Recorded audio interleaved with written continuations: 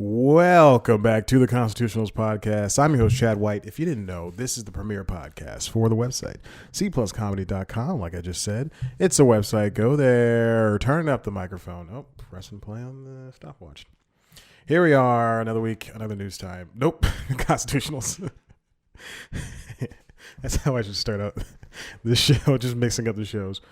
Boy, oh boy, if you're watching the video, you can see that the Green Lantern shirt I'm wearing is very bright. I did white balance the camera ahead of time, but it doesn't look like it took. It's very strange. These have an old Canon T3, Rebel T3. It's not fancy. It's not special. It's, like I said, it's old. I think it's about 10 at this point. 10 or some chance. 10 or some chance. And it's not good. But for what it lacks in video quality, it makes up for being a camera. And there's the GoPro Hero 3 chugging along. Anyway, the colors don't look too good. I'm always constantly watching. My YouTube history is just tech reviews, two things, tech reviews and video game stuff. Oh, and now it's also cooking videos. That's it. And mostly Bon Appetit. And that's it. That's pretty much it. And that's all I watch. So every time I see a new camera, I'm just always perplexed. And I go, man, these cameras are great. And then you see the price, like the Blackmagic Cinema Pocket 4K camera. That's a camera I want. And it is, I think, $1,400 or $1,200, something like that. And then you got to buy a lens for it because it doesn't come with a lens because it's not a DSLR. It's a cinema camera. And then you got to buy, and then the video screen in the back doesn't articulate, so you gotta buy a monitor if you want to. If you're serious about it, you gotta buy a cage to put lights and to put a light, or to put a microphone on top of, or to put the monitor on top of. And then you gotta it doesn't have in-body stabilization; it just has digital stabilization. So it's all this stuff. Then you gotta buy a speed booster so it can work with so the lenses can fit on it, so you can put decent lenses on it. This is a clean show, but I'm just doing a dirty move. I'm sure that's sign language or something. Hey, let's get started. This past weekend was Labor Day weekend. I was alone, and there was a release of a video game called BLAIR WITCH over there on Xbox and not PlayStation, on the PC. The personal computer is what they call that, PC. And I have Game Pass. I got like the dollar promotion for Game Pass for a month. Game Pass Ultimate. Game Pass is you subscribe to Xbox's Game Pass thing, and that gives you over 100 games that are from either the original Xbox or the 360 or the Xbox One library, and you can play them as long as you have Game Pass. And that's where Xbox is going to be Microsoft is going to be releasing the Xbox originals from henceforth onto Game Pass. So anyway, BLAIR WITCH is an Xbox original, I guess. I don't know. And Xbox originals, or third party games like Metal Gear Solid 5, or I just downloaded Dead Cells.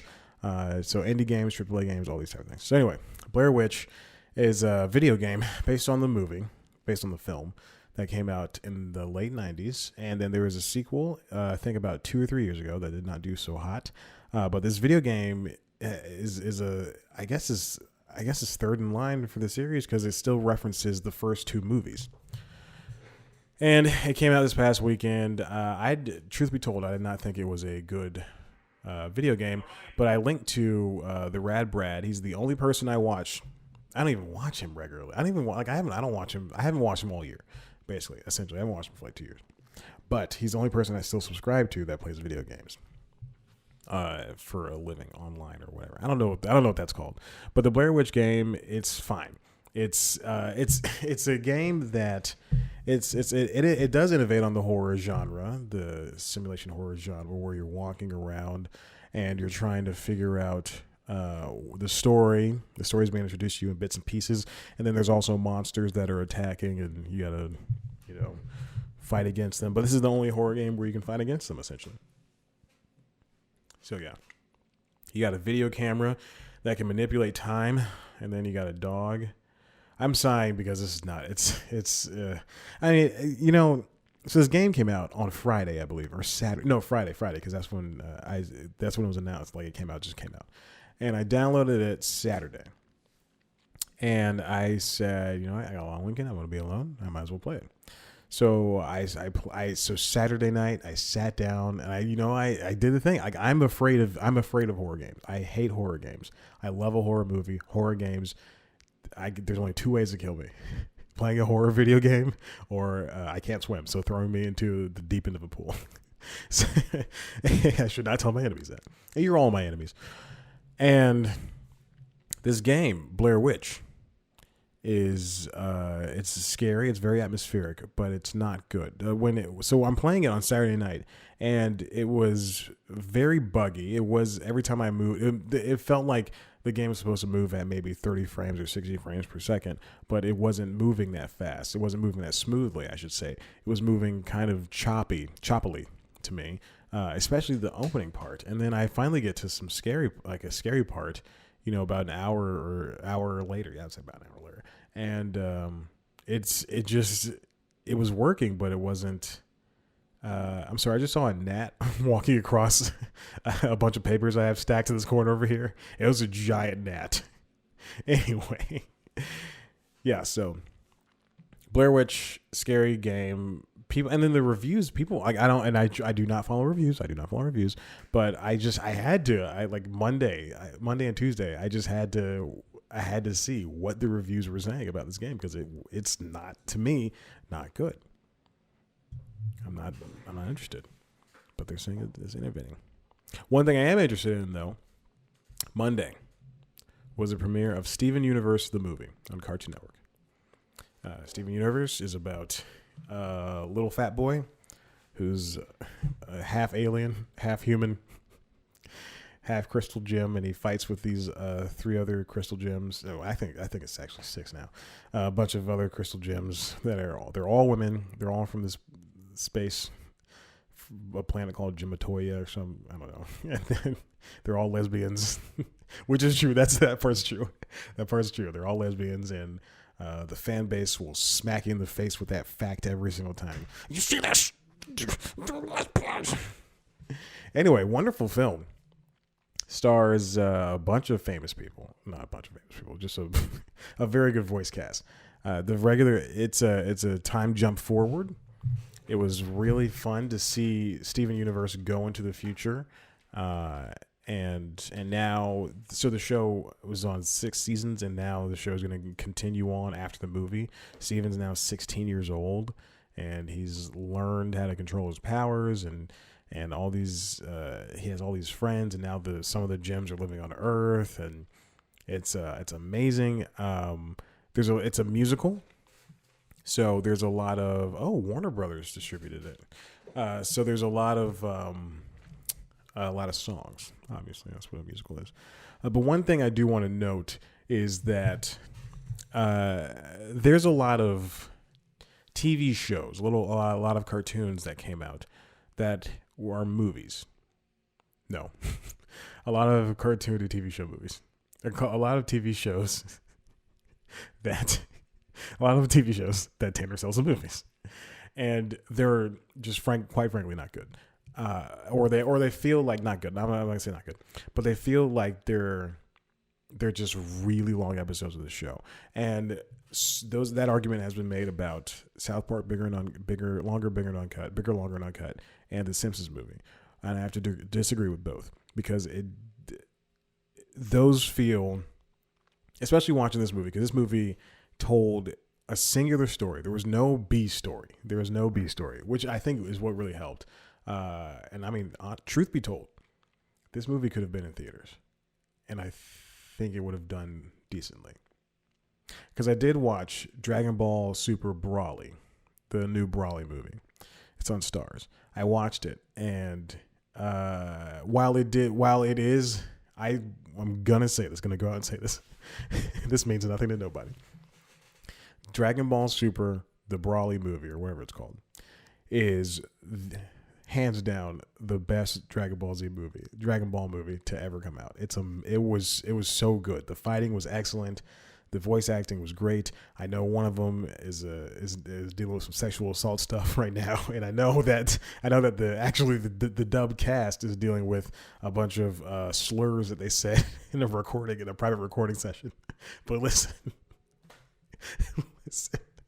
no matter what happens to them, that movie was fantastic. The first 20 minutes, you saw the story, the new retcon canon of Frieza and his dad, Lord Frieza. I don't know his dad's name, and how Frieza came to rule Planet Vegeta, and then what happened to Planet Vegeta, and then what happened to the U.S. Open semifinals. Oh, Serena's playing tonight. Oh my gosh, I gotta hurry this crap up, and all that stuff. So the first 20 minutes is that origin story of Planet Vegeta exploding, and then the last hour is Goku and Vegeta fighting Brawly. It's really cool. It's really great. And at the end of the movie, Brawly's their friend, but he's also their enemy. I love that. I love that. And then that really kind of ties back to Steven Universe the movie. Both Dragon Ball and in Steven Universe, one thing, and I guess this kind of points to the age of the people who created Steven Universe, and shows like Steven Universe and OKKO and everything that's essentially on Cartoon Network right now and Nickelodeon and Disney right now, is that they grew up with shows like Dragon Ball and other cartoons that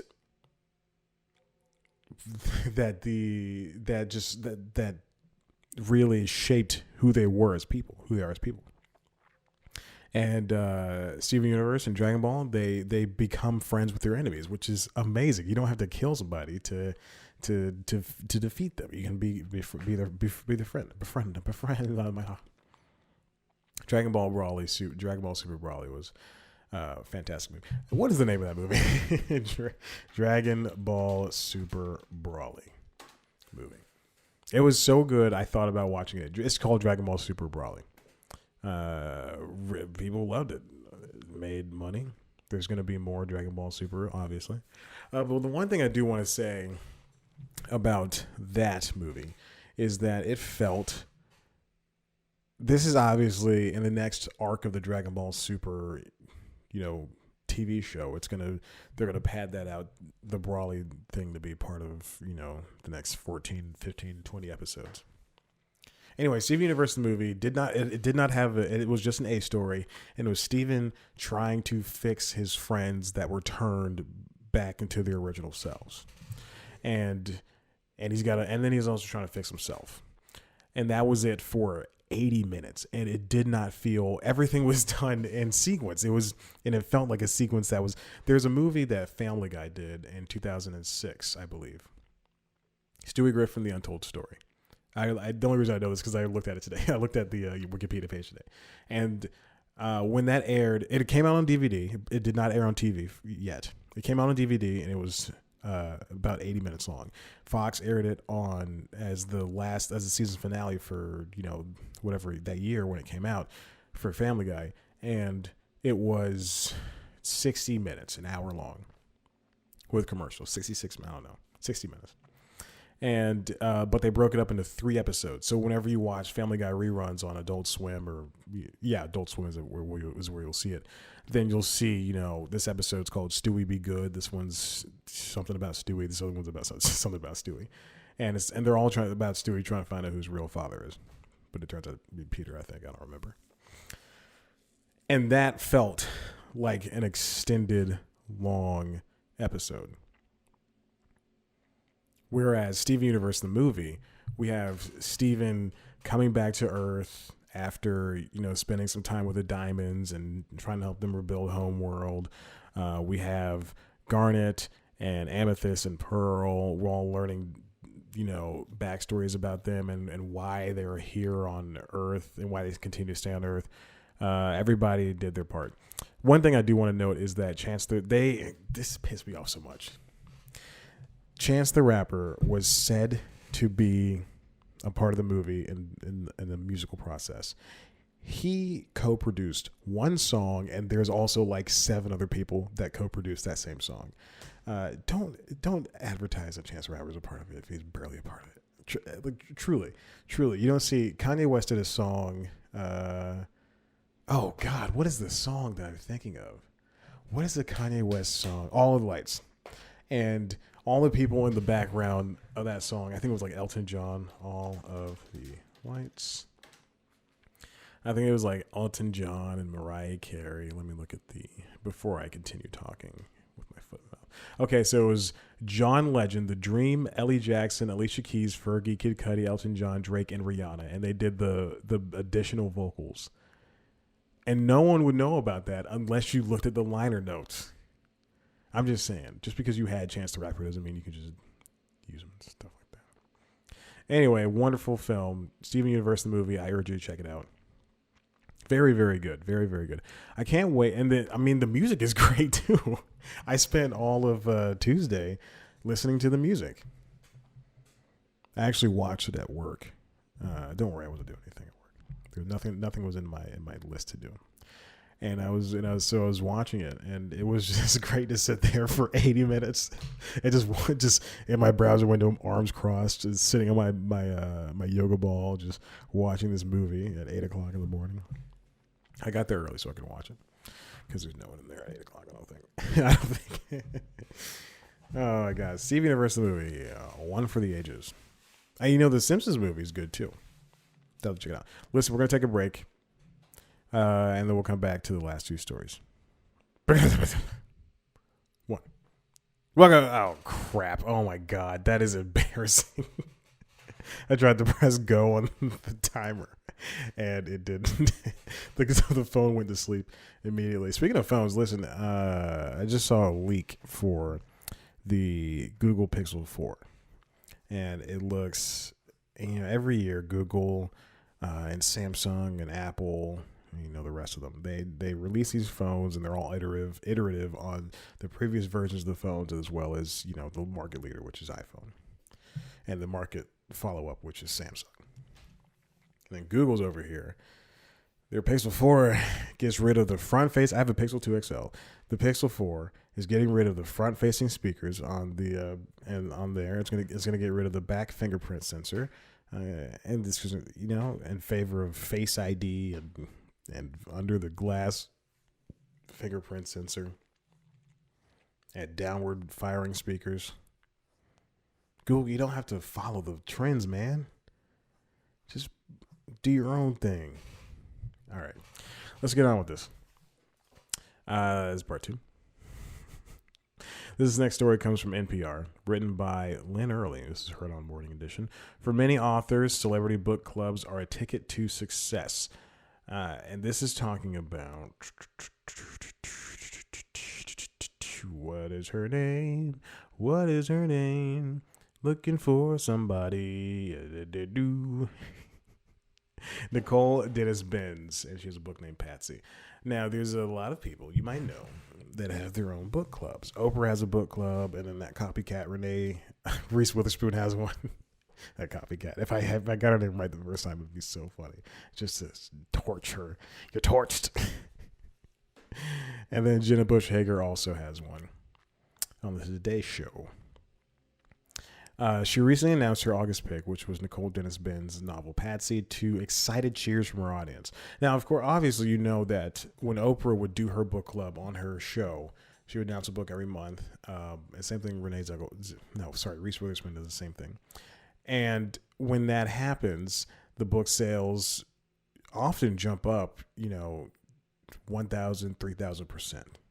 It's kind of like Obama released his summer playlist last week, and I saw there's a headline that said streaming and album sales for those songs jumped up hundreds of percent. God, if Obama just tweeted about C+ comedy, can you imagine where I would be right now? Probably have a show on Netflix. He'd probably be producing it because he and Michelle are producers now. It's too soon to have the numbers for Patsy, but Dennis-Ben is excited for her book's prospects. It's every writer's dream. I won't lie about that, she says. It's really a dream come true to have this happen, to expose more individuals to the Patsies in our society. Am I saying that right? Yes, Patsy. Okay. Let me get down to the numbers. Oh, here we go. One of the things we are really happy about is when we find a book where the sentiment of the community is I would never have found this on my own, says Sarah Harden. She's the CEO of Reese Witherspoon's production company, Hello Sunshine, and she says Witherspoon's hugely influential book club grew out of the art actress's genuine love of books. The book club launched officially in June 2017, and it now has 1.1 million followers on Instagram. Witherspoon, this is really interesting, has picked 26 books. And according to BookScan, those titles sold almost 700% better than the average. 21 of her picks were fiction, and they accounted for 2% of all fiction sales during that time period. Oh my God. Ooh, that's amazing. That's amazing. That's really interesting. It's very. Whenever you see, I remember I heard a joke several years ago about from a comedian that said, I think it might have been on Difficult People on Hulu, and a character says, "I'm a New York Times bestseller," and then another character said something along the lines of, "You can just sneeze and anybody could be a New York Times bestseller," something like that. So given you want to have the recognition of the words New York Times bestseller or Oprah's book club pick, because you want to get, if people see that someone that they likes the book, then it's gonna instantly become the greatest thing in the world. It's really cool to see. Too bad it can only happen to so many books per year, because so many books come out every single week, even still.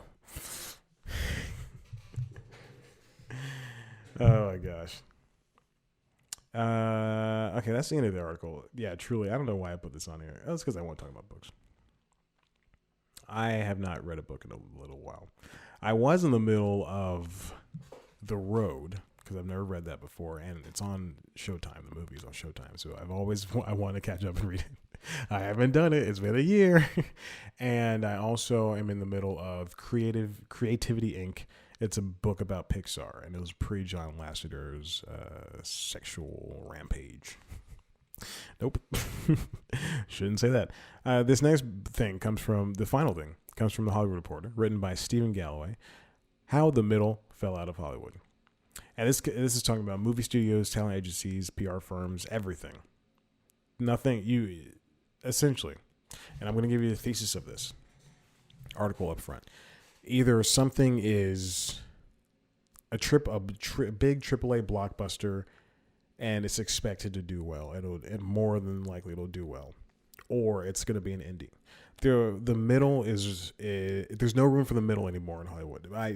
That's what Hollywood would like to tell you, or that's what the nature of the business would like to tell you. Let's look at let's discuss what the middle is.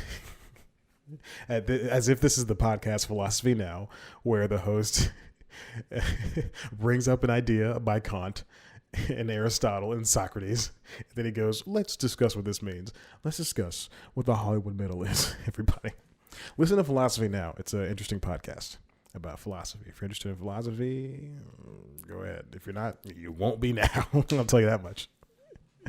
The middle is when it's something that's not a blockbuster and it's something that's not an indie. It has the and I'm gonna go back to recognition, like the name recognition that a book has when it's under Reese Witherspoon's book club. But it's not gonna be something that everyone's gonna see. Take what's a popular I don't want to say Disney, so I want to stay off of Disney right now. Let's do, what is a popular movie that's out right now? What is a movie that's out right now, period? Let's go to adamtickets.com. I like Adam Tickets. It is owned by The Rock and his ex-wife. I'm sorry, they put some money into it. Let's say It Chapter 2. It Chapter 2 is a big blockbuster. And it is a AAA movie, and it's expected to probably make, $500 million, $600 million, $700 million maybe. Not break $1 billion like the Disney movies, but whatever. Then we have a movie like Ready or Not. Oh my God, that's crazy. That is a middle. Is it? Because it's not an indie. I would say it's a middle. Let me double check. Because we It doesn't make sense for that movie to be an indie because I think it's too. It is playing at the Midtown Art Cinema, and that is the art theater. But that theater also plays. Not middle. Yeah, it's from Fox Searchlight, so it is a middle. It's a ooh, Jesus, I don't know. It's got Adam Brody in it. I don't know. That's kind of hard, and some air weaving. Oh my gosh. Ooh, I don't know if this is a middle or not. What's the budget? $6 million. It's an indie. Okay, so let's take Ready or Not on my right hand, on one hand, and then we'll take It Chapter 2 on the left hand. It's gonna make gangbusters. Ready or Not is. It's already broke even. I think it's tripled. It's tripled its value, and that's great. But then you have a movie like Tag or Game Night, two of the best comedies of the past 5 years, probably because of the only two comedies that's come out in the last 5 years, and they both came out within a month of each other, I think. Stop.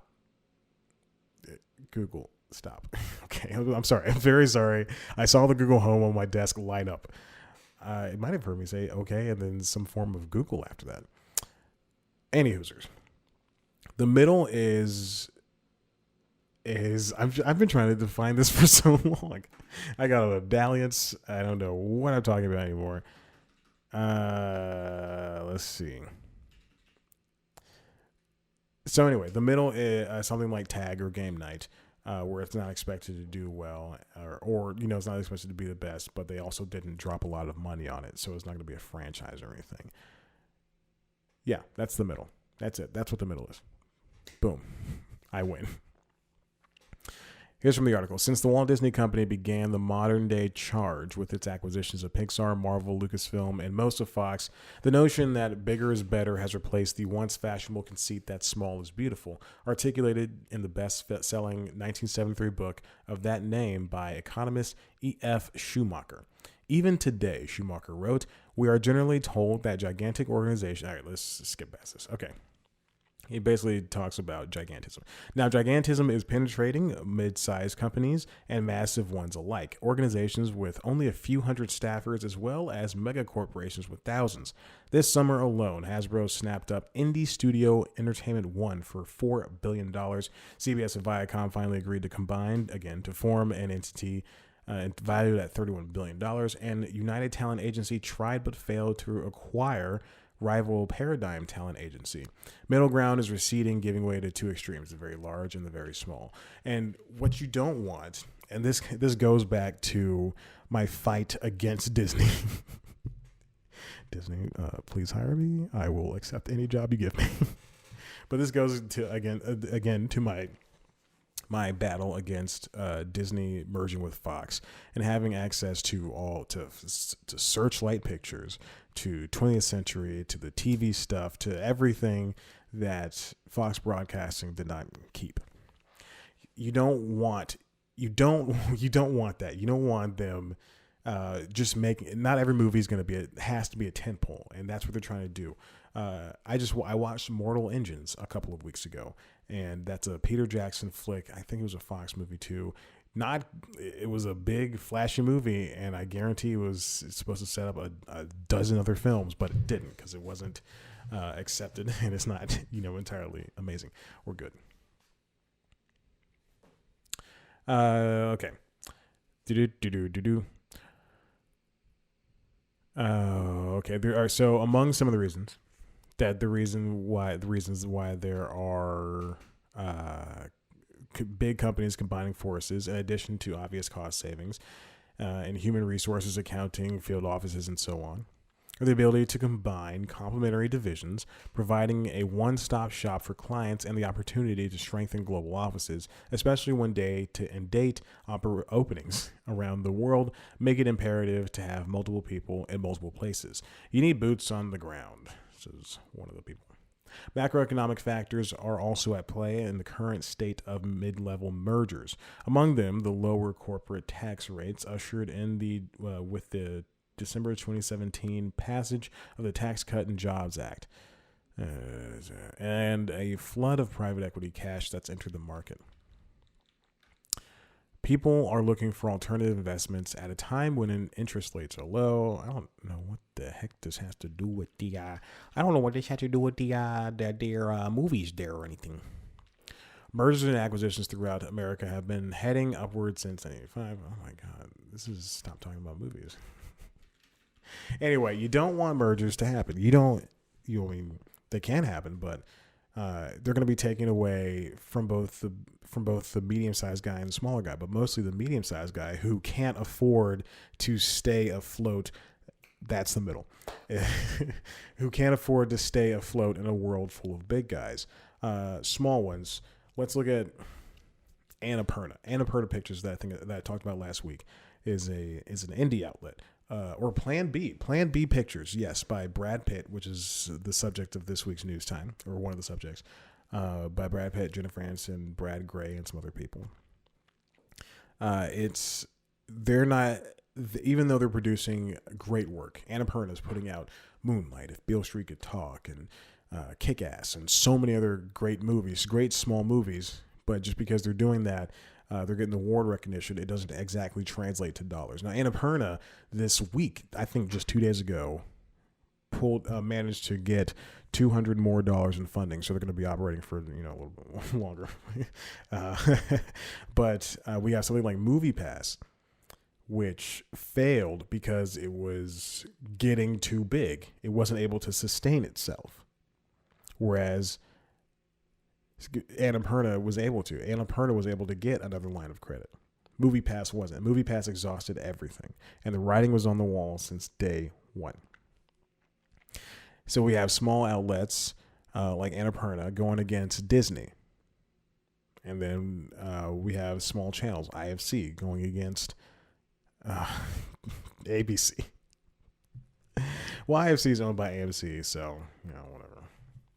I guess it doesn't really translate to television. But you get the gist. The gist is there. The gist. If you got the gist, you must have quit. Yeah. There you have it. That's the Constitutionals. Boy, oh boy, this It Chapter 2 is going to be something. The director said he wants to do a big old mega feature, put both the It's together, and then also shoot some extra scenes. And so it's going to be like a 6-hour affair instead of two 2-hour movies or something like that. That's cool. I think that's really cool. I also saw an article today that said Midsummer, which was the indie horror hit of the summer, psychological horror hit of the summer, that was already like 2 hours long. There's a 4-hour cut. 3-hour or 4-hour? I think it's like a 3-hour cut. That's coming to theaters. I think it's already in theaters. But it's going to be an Apple TV exclusive when it releases on digital, which sucks. I don't think I thought we've gotten past that. I thought we've gotten past this whole exclusive ordeal. I should be able to buy a movie on Vudu, and it should live on iTunes, and it should live, or whatever iTunes, Apple Movies, whatever the heck that's turning into. It should live on Google Play. It should live on Amazon. The 4 main ones. That's what it should live on. It's unfair. It should live on its movies anywhere. I should be able to watch it. But can't. I'm never going to be able to see that unless I go to the theater. And I'm not going to be able to because I got to go to a wedding this weekend and I got to work. I think that's it. I think we're done. Oh, also, Brad Pitt let it go that Quentin Tarantino wants to do another miniseries, but out of Once Upon a Time in Hollywood. Now, if you look on Netflix, the Hateful Eight was turned into a 4-hour miniseries. So he wants to do that with the cutting room floor version of Once Upon a Time in Hollywood, which is a fine film that I like. These things shouldn't be exclusive. Midsummer should be available everywhere. The Hateful Eight Extended should be available everywhere, but it's not. I'm just mad. Anyway, I should get off this Ready or Not Wikipedia page because I don't want to be spoiled. Listen, if you like what you heard here, head on over to the website, cpluscomedy.com, where we've got a new interview going up, I believe, tomorrow. Or by the time you're listening to this, it should be up. It's comedian Jeff Dye. I've spoken to him before. This is the second time I've spoken to him. It's actually the email interview, so I didn't speak to him this time. Jeff Dye is in a movie called The Last Messiah. I believe that's what it's called. I will not check. I will check because this is actually part of my job. Messiah. Oop, I spelled Messiah wrong. Oh my God. It's the thing that popped up at Google was the last mass shooting. Jesus Christ almighty. Nope. It is not called The Last Messiah. It's a good thing that I looked it up. Jeff Dye, comedian. Let's go to his Wikipedia page. Let's scroll down. It is not there. Let's go to his IMDb page. I promise I will hang up at the end of this. This is embarrassing. It is called Half New Year, where he plays the Messiah. So I was half right. Half New Year. It's a movie. I've only seen the trailer. I have not had a chance. I do have the screener. I should watch it. I've not had a chance to. But he plays a drug dealer who might have a little bit of magic. So definitely check it out. I asked him some questions about that, and as well as Better Late Than Never. That's my Reverend Lovejoy. It's not good. And then you can also head, if you want to see a video version of this podcast, head on over to the website, youtube.com/C+comedy, and you can see just me and my pretty GoPro'd face. It's all right. It's fine. And then what else? Oh, also on youtube.com/C+comedy, it's news time. I already gave you a hint as to what this week's episode is about. It's a weekly news show.